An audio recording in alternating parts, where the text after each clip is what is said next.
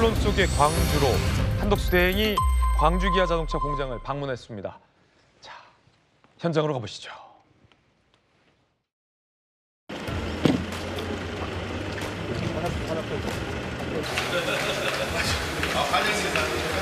미국의 새로운 관세 정책에 의해서 전 산업이 영향을 받고 있습니다.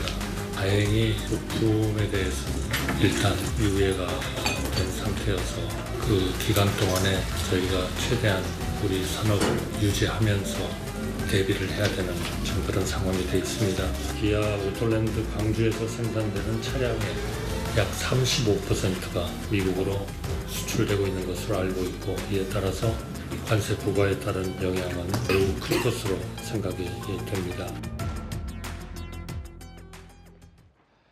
자, 이 미국의 관세 정책이 본격화된다면 35%가 미국으로 수출을 하고 있는 광주 기아 자동차 공장의 타격이 크기 때문에 대통령 권한대행으로서 격려를 하고 또 안심을 하기 위한 현장 행보였는데, 그런데 안영환 의원님, 네.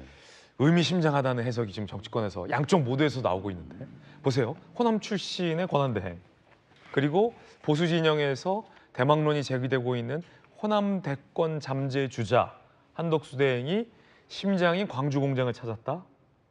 그러면서 이 관세와의 어떤 연결고리가 있는 현장을 방문을 갔다. 이거 어떻게 해석해야 됩니까? 앞에 로봇개가 두 마리나 걸어갔다? 한 마리도 아니고? 어떻게 해석해야 됩니까? 일단 보는 시각에 따라서 두 측면 다 볼 수는 있어요, 사실.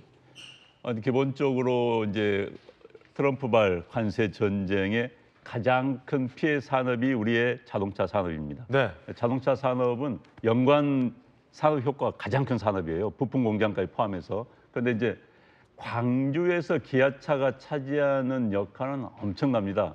광주를 프랜차이즈라는 프로야구 팀이 기아 타이거스 아니겠습니까? 그렇죠. 그렇듯이 광주에서는 기아가 가장 큰 기업이자 산업 효과가 큰 기업이거든요. 광주하면 기아다. 그렇죠. 그래서 이제 관세의 가장 큰 효과를 영향을 받고 있는 자동차 현장을 간다는 측면에서 본다면은 현재 대통령 권한 대행이니까 상징적인 효과가 있다고 볼 수도 있습니다. 그러나 정치적으로 본다고 한다면은 이제 이게 정치적 해석입니다. 본인의 마음 저도 알 수가 없어요. 정치 해석을 한다면은 굳이 울산에도 현대 자동차 공장이 있고, 울산에도 있다. 서산 평택에도 있고, 서산에도 있다. 그런데 굳이 광주를 왜 갔느냐, 이제 여기서 우리가 이제 그런 시각을 가질 수가 있는 것이죠. 광주 하면은 역시 화해, 평화의 상징 아니겠습니까? 무등산이 넓은 품으로 품고 있는 그런 화해의 고향, 또 5.18을 겪은 그런 어떤 한국인에겐 트라우마로 남아있는 그런 역사적 사건의 현장이기 때문에 거기를 간 건 굳이 이 시간에 왜일까라는 의문을 던질 수도 있습니다. 저도 뭐 속마음은 모르겠습니다만 자동차 공장이 앞서 말씀드린 것처럼 대한민국에 여러 군데 있어요. 그중에서 굳이 광주를 선택한 것은 정치적 의미의 해석을 할 수도 있다라는 생각이 듭니다. 그러나 네. 지금 본인이 어떤 생각을 하고 있는지는 잘 모르겠어요. 아마도 지금 미국과의 통상협정이 우리나라가 지금 다음 주라고 그럽니다. 일본이 지금 이번 주에 하고 있고요. 그래서 다음 주에 이 미국과의 통상협상을 진두지휘하고 있는 게 지금 한덕수 권한대행입니다. 네네. 그 통상협상에 어느 정도 마무리 또는 어느 정도 중간 정리가 되면은 본인의 입장 표현이 나오지 않을까 하는 생각이 듭니다. 예, 통상 대응 차원이다라고 보는 해석도 있고, 정치적인 어떤 큰 의미가 있는 거 아니냐라는 해석도 있습니다. 김병호 의원님께서는 어떻게 보셨습니까? 강기정 광주시장도 옆에 계셨는데. 네, 지금 이 시기에 광주 공장 방문은 정치적 해석을 안 낼 수가 없죠. 그렇군요. 왜냐하면은 네. 한덕수 권한대행이 출마하냐 안 하냐 이게 좀 핫 이슈 아닙니까? 그럼요. 네, 그러면은 굳이 정치적 이슈가 없는 뭐 울산이라든지 뭐 광명이라든지 이런 것도 있는데 꼭 호남을 간다라는 것은 분명히 정치적으로 이슈가 생길 수밖에 없다는 것을 본인도 알 거고, 또 본인이 그 이슈가 돌출되기를 원하는 차원에서 가지 않았을까라고 생각하고 있습니다. 그렇군요. 예. 정치적으로 의미심장한 행보다. 뭐 의미심장이라기보다는 한 발 걸쳐놓자. 한 번 걸쳐놓자. 예, 아직까지는 출마 불출마에서 뭐 정하지는 않는 것 같아요. 네. 그렇지만 출마를 전제로 한 행동 네. 그리고 이제 출마하지 않는다고 했을 때는 경제 정책이라든지 관세 정책에 대한 관리자로서의 책임을 다하는 이 두 지금 스탠스가 있는데 한 발을 걸쳐 놓고 어떻게라도 결론이 나더라도 이 장면을 잘 이용을 하는 그런 국면이 같습니다. 저는 한덕수 총리가 사실 대통령이 탄핵된 마당에 이제 권한대행을 맡은 거 아닙니까? 저런 행보가 저는 좀 별로 안 좋아 보여요. 굳이 광주 공장을 가서 그 느낌을 갖고 관세 협상을 하는 거하고 페이퍼로 보고를 받아서 협상하는 거하고 내용은 똑같을 겁니다. 그러면 저거는 연출된 그림인데 굳이 이 바쁜 시기에 국정도 관리해야 되고 또 선거를 중립적으로 관리해야 되고 할 일이 지금 많이 쌓여 있는데 저런 의도적으로 광주 공장을 방문한다는 것은 출마에도 상당히 무게감을 두고 저런 모습들을 연출하지 않았을까라는 네. 생각을 하고 있습니다. 예, 정익진 변호사님. 아무래도 총리가 현장을 가면 좀 불안해하는 광주 공장 임직원들도 좀 안심이 되는 효과도 있겠죠. 그런데 앞서 이 로봇계 스파트, 이 현대자동차 자회사가 이제 개발했죠. 미국과의 합작으로 개발해서 이 로봇계가 앞에 두 마리가 이제 지나가는 장면도 저희가 보내드렸는데 저 로봇계 스팟이 굉장히 국제적으로도 유명한 그 개더라고요. 트럼프 대통령이 당선인 시절에 미국의 이제 마로라고 리조트, 트럼프 대통령의 이른바 어떤 사저죠. 거기에서 마로라고 사저를 이 보안과 경비를 담당했는데 동원이 돼서 유명세를 탔던 로봇계가 바로 저 스팟이더군요. 근데 두 마리나 네네. 앞에. 네. 글쎄요, 저는 뭐 문돌이여가지고 로봇계 잘 모르는데 저 처음 봤거든요. 좀 신기하다 그런 생각이 드는데. 저 되게 똑똑하고요. 네네. 앞에 센서도 다 있고, 그다음에 필요에 따르면 이 경비와 경호에 필요한 어떤 일종의 무기체계 같은 것도 좀 장착이 가능한. 저는 어쨌든 뭐 개인적으로는 저 로봇계는요 아마 기아 측에서 준비한 것이 아닌가. 저 로봇계가 기아가 미국하고 합작해가지고 만들었다 뭐 그런 이야기 아니겠습니까? 그러니까 우리의 기술력이 기아 자동차의 기술력이 이 정도 된다 그런 것들을 그 단순한 국무총리가 아니라 대통령 권한 대행이시니까 그러니까 올 때 많은 국민들이 알아볼 수 있게끔 심지어 이제 저 같은 사람도 알게 되는 거니까 그런 효과를 노린 거 아닌가 그런 생각이 들고요. 그 다음에 지금은 뭐 국내 정치도 중요하지만 세계가 통상으로 인해 가지고 거대한 광풍 속에 휘말려 있지 않습니까? 그런데 한덕수 권한대행은 어떤 분이냐?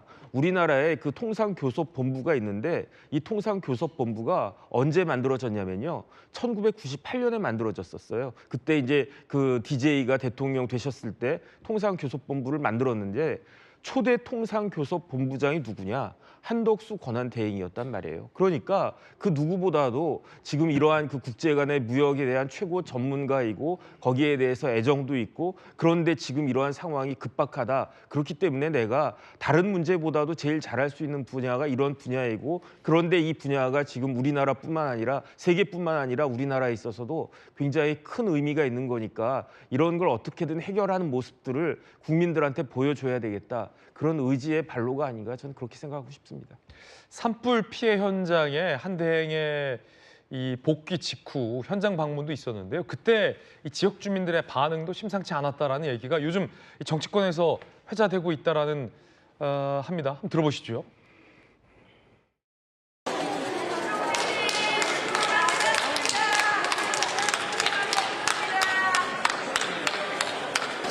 선생님 너무 수고 많으셨습니다. 네, 감사합니다.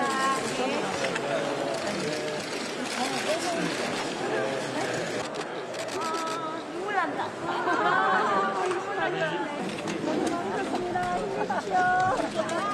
잠깐만. 자, 우리 영탁. 고맙습니다. 오셔서 감사합니다. 아이고 먼 길 오셔서 감사합니다. 대리보다 훨씬 많이 보니까 좋네요. 열사람 너무 젊어 보이십니다. 자, 여권에선 이 한덕수 대행이 선거에 나올 것이다, 나와야 한다라는 분위기도 일각에선 계속 띄우고 있습니다. 박수영 의원 이야기 들어보시죠. 65%까지 왔다. 조기 대선에 이것도 꺼내지 말라. 이렇게 말씀하시던 분이 지금 상당히 뉘앙스가 바뀌어 있거든요. 예, 여러 가지 이건 설득을 하고 있죠. 영업인데. 이 나라가 포퓰리스트 한 사람 때문에 히틀러식 독재로 가고 이런 거를 용인할 수 있겠나 하는 점을 자꾸 말씀을 드리고 있는데 그 부분이 제일 잘 어필하는 것 같다는 그 느낌 가지고 부분에서 있습니다. 약간 박수영 의원은 65% 출마 가능성이 있다. 성일종 의원은 90%다라고 전망합니다. 굉장히 고민 중이다. 고민 끝나면 출마 결심할 것. 퍼센트로 따지면 90% 이상이다. 라는 수치도 성일종 의원은 얘기하고 있습니다. 양태정 변호사께서 보시기에는 야당 내부에서는 한 몇 퍼센트 정도로 전망하고 있다고 보세요?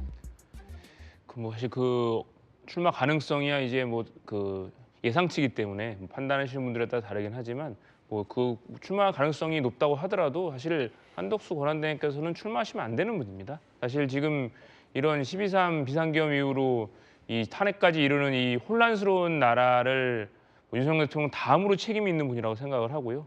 지금 권한대행으로서 이제 지금 곧 치러질 대선과 그리고 이제 국정 안정 그리고 차기 정부가 들어설 때까지의 지금 혼란스러운 상황을 수습해야 되는 정말 중요한 책무를 맡으신 분인데 네. 이분이 이제 그런 공정하고 중립적인 대선을 치르고 국가를 운영하는 자기의 그 본분을 벗어나 대선 출마를 하고 뭐 대망론을 불을 지피고 있고 마치 이거에 대해서 본인이 뭐 대선의 디귿자도 꺼내지 말라라고 하셨던 분이 지금은 굉장히 뉘앙스가 바뀌어 있잖아요. 그리고 여러 뭐 어떤 루트인지 모르겠지만 뭐 이런 루트를 통해서 뭐 특정 세력, 특히 뭐 민주당의 뭐 이제 이재명 전 대표가 뭐 출마해서 대통령이 되는 거에 우려스럽다라는 막 그런 보도까지 나오고 있는데 이거는 이 권한대행께서 스스로 군불을 떼우고 계신 게 아닌가라는 의심이 들 정도거든요. 그래서 하루라도 빨리 조속히 본인께서는 이제 불출마를 선언하시고 이런 부분에 대해서 더 이상 오해와 이런 우려가 없도록 이 차기 대선 그리고 권한대행으로서의 역할에 충실하시는 것이 그나마 국민들에게 그 지지를 받으면서 이제 물러날 수 있는 마지막 길이 아닌가 싶습니다.